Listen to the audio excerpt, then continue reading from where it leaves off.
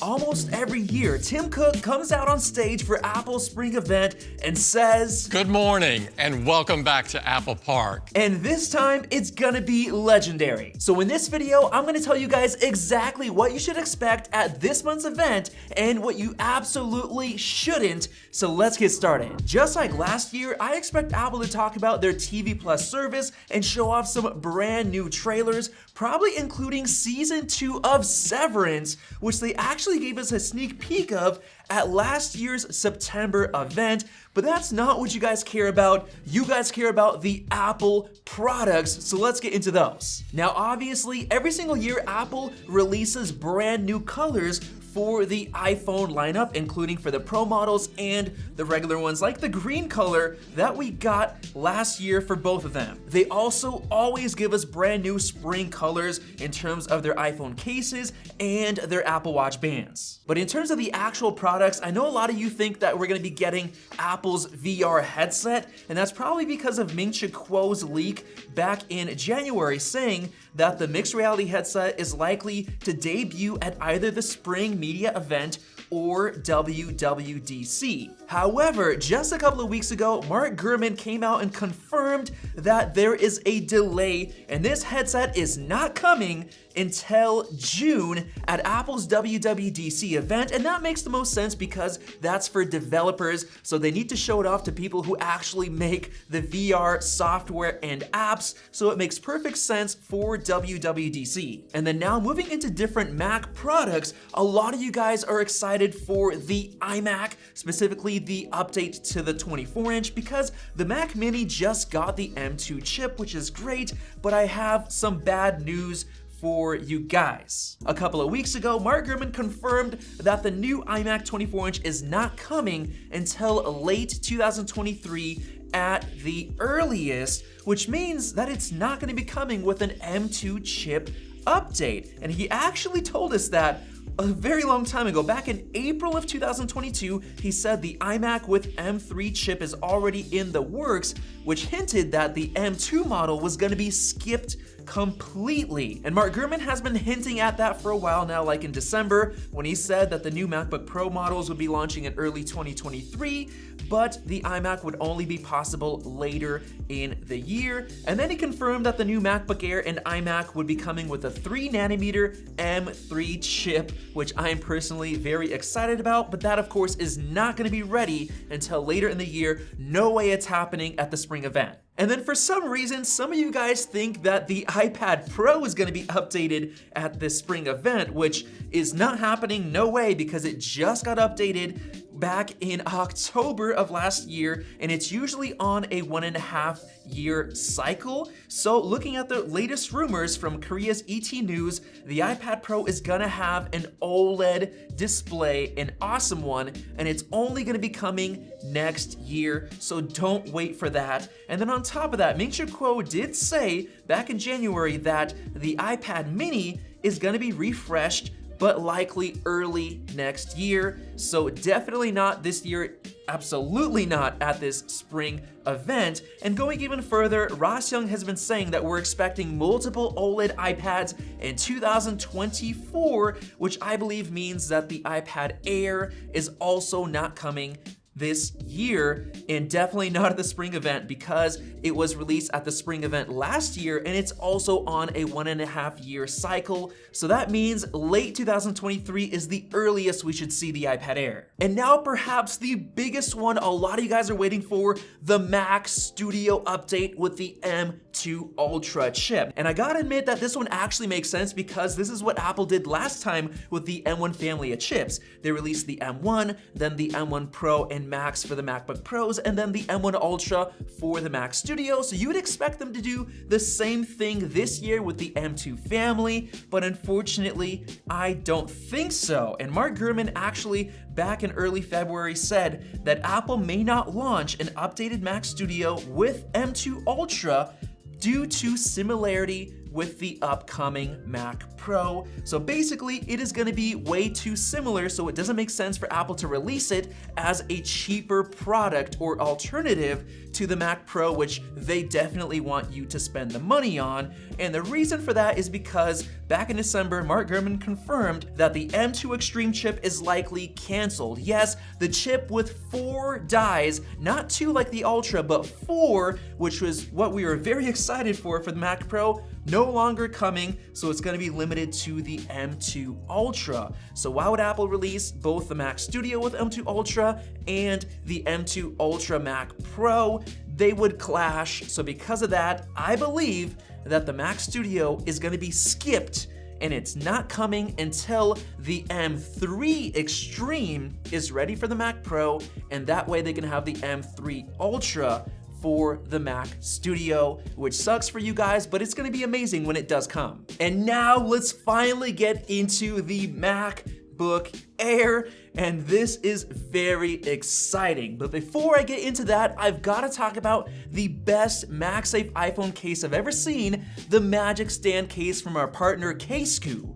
Not only is it surprisingly slim and durable, but it comes with a very strong 48 magnet MagSafe ring that actually doubles as a stand. Just pull out the ring and use it as a finger grip or as a stand for watching videos at any angle between 40 and 120 degrees.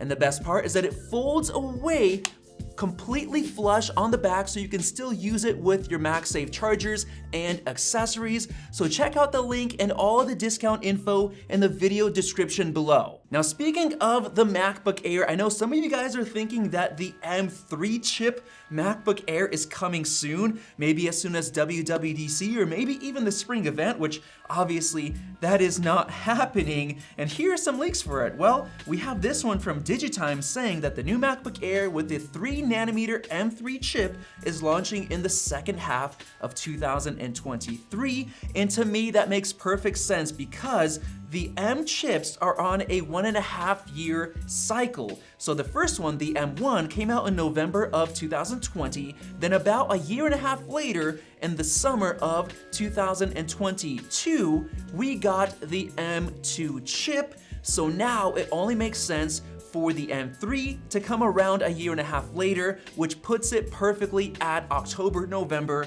at the minimum, at the earliest. So the 13-inch MacBook Air with M3 is not happening until later this year. And yes, I do believe Apple's gonna have enough 3nm chips from TSMC because Apple has ordered the entire initial supply. Yes, all of it. No other brand, Apple only, is getting these 3nm chips, which is gonna give them a huge advantage for their iPhones, their M3, Macs, the MacBook Air, and the iPad Pro. That's gonna be amazing. But now let's finally get into what we should expect at this month's March event, and that is the 15-inch MacBook Air.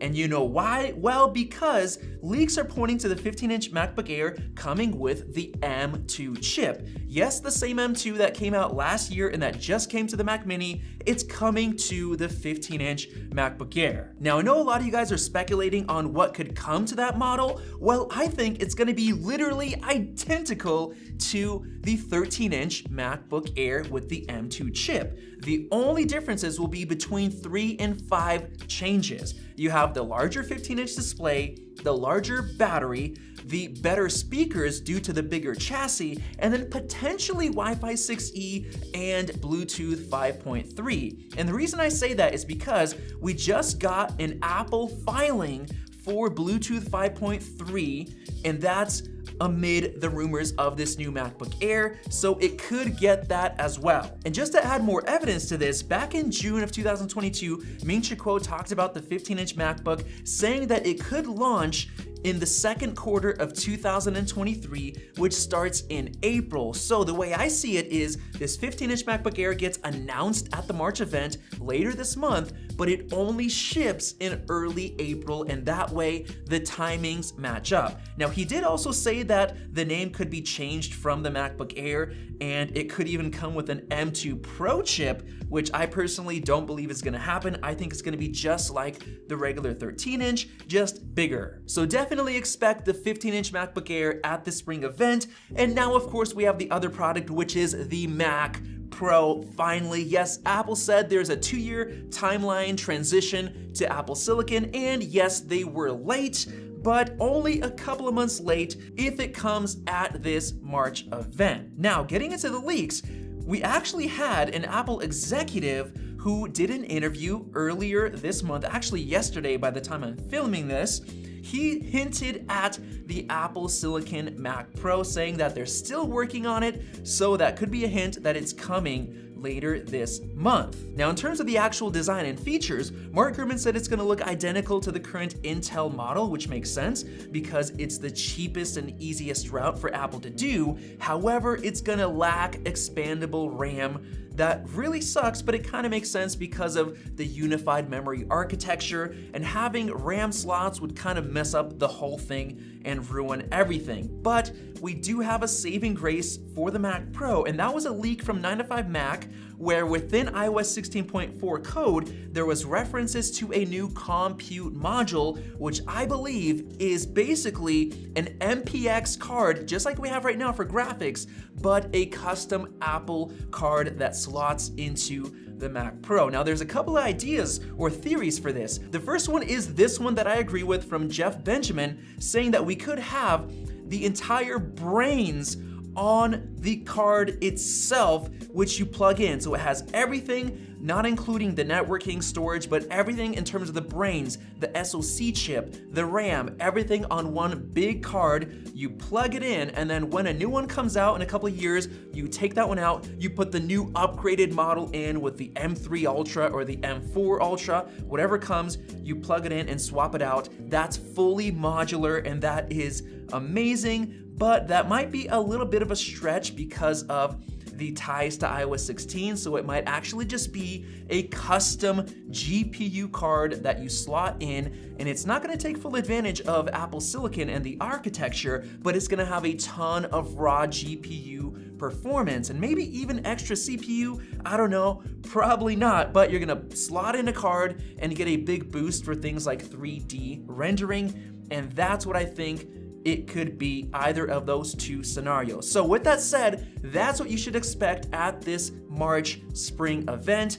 mainly the 15-inch MacBook Air and the Mac Pro, and I think it's coming this spring because WWDC is gonna be focused on the VR headset, so they can't do the VR headset and the Mac Pro at the same time. There's not enough time for all of that jumped into one, so that's why I think Mac Pro right now. Let me know your thoughts down in the comment section below, and click the circle above to subscribe for more videos like this one. Thanks for watching, and we'll see you in the next video.